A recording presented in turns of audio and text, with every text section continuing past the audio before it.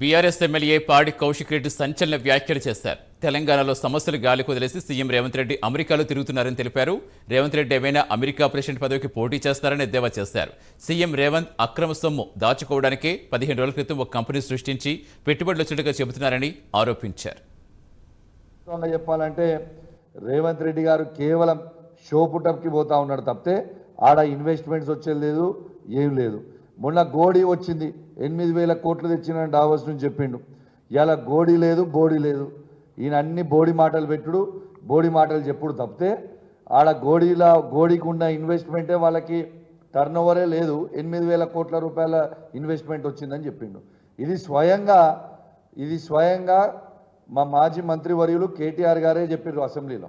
అసలు గోడీ అనే దానికి టర్న్ ఓవరే లేదు, 8,000 కోట్ల ఇన్వెస్ట్మెంట్ వచ్చిందని ఎట్లా వచ్చిందని చెప్పండి అని చెప్పిండు. అంటే రేవంత్ రెడ్డి గారు చేసే పనులేంది, గోడీ వచ్చిందని చెప్పుడు, ఆ అన్ని బోడి మాటలు చెప్పుడు. నంబర్ 1.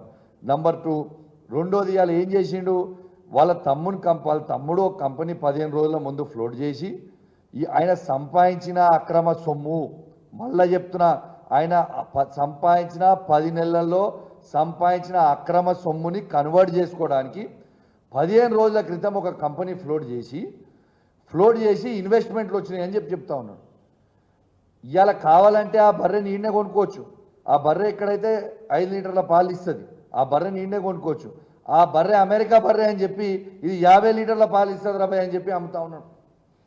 అంటే ఎవరిని పిచ్చోళ్ళని చేస్తున్నావు, ఎన్ని రోజులు పిచ్చోళ్ళని చేస్తావు, ఇది ఏం పద్ధతి అని నేను ఈ ముఖ్యమంత్రి గారు నేను అడుగుతా ఉన్నాను. వాస్తవంగా చెప్పాలంటే